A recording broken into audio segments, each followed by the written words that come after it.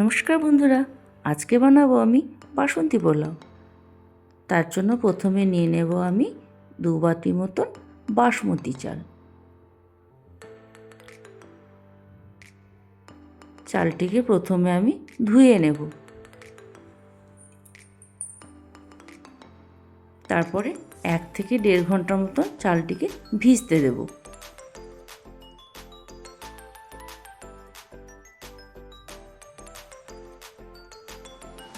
দেখুন চালটি কি সুন্দর ভিজে গিয়েছে।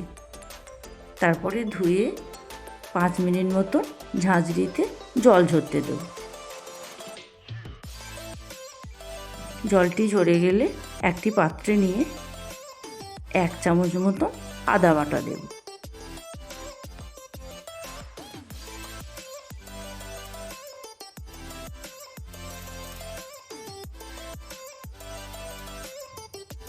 সামান্য পরিমাণ হলুদ,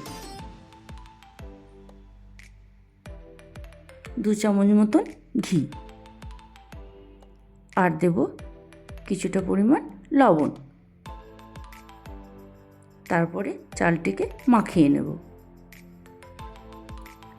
আস্তে আস্তে ভালোভাবে মাখিয়ে ফেলতে হবে। আপনারা চাইলে হাত দিয়েও মাখাতে পারেন।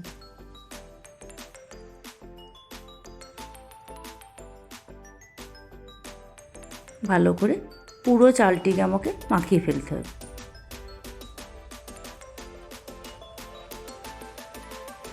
এটিকে আমি 5 থেকে 10 মিনিট মতো রেখে দেব।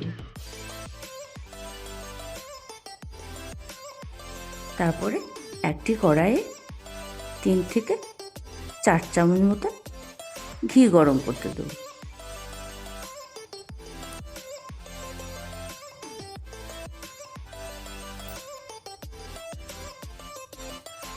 ঘিটি গরম হয়ে গেলে ভিজিয়ে রাখা কাজুটি দিয়ে দেব।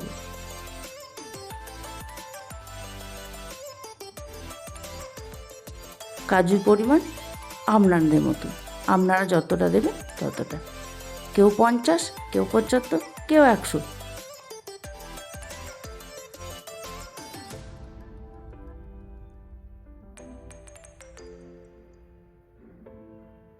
তারপরে দিয়ে দেবো ভিজিয়ে রাখা কিশমিশ।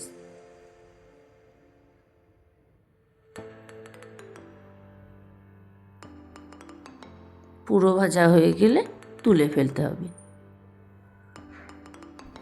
এদিকে নেব আমি তেজপাতা, এলাচ, লং, গোলমরিচ, দারচিনি, এগুলো সমস্ত ঘিয়ের মধ্যে দিয়ে দেব। তারপরে ভেজে ফেলব। এগুলো একটু ভাজা হয়ে গেলে মিশিয়ে রাখা চালটি দিয়ে দেব।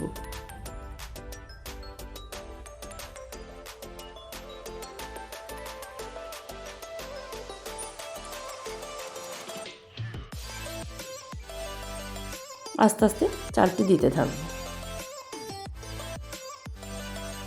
তারপরে আমি 5 থেকে 7 মিনিট মতো চালটিকে নেড়ে নেব।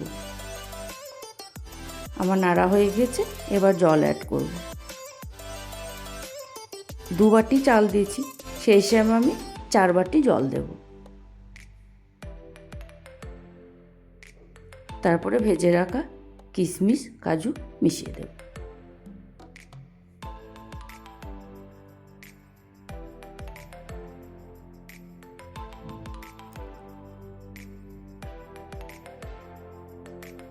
ঢাকা দিয়ে দেব। গ্যাসের ফ্লেমটা লো করে দেব। 10 মিনিট মতন হয়ে গিয়েছে। এবার খুলে দেখো, ভাতটি আমার হয়ে এসেছে। অল্প অল্প জল থাকতে থাকতে আমি মিশিয়ে দেবো চিনিটি। 2 বাটি চাল দিয়েছি, আমি 1 বাটি চিনি দেব, আর দেব সামান্য পরিমাণ লবণ, আর দিয়েছি 3টি মতো কাঁচা লঙ্কা। দিয়ে ভালোভাবে চালটিকে আবার নেড়ে দেব। ওপর থেকে গরম মশলা ছিটিয়ে দেব।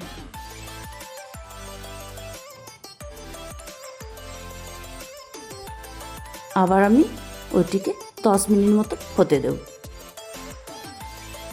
দেখুন কি সুন্দর হয়ে গেছে, জলও শুকিয়ে গেছে, একদম ঝরঝরে হয়ে গেছে। আমার বাসন্তী পোলাও রেডি।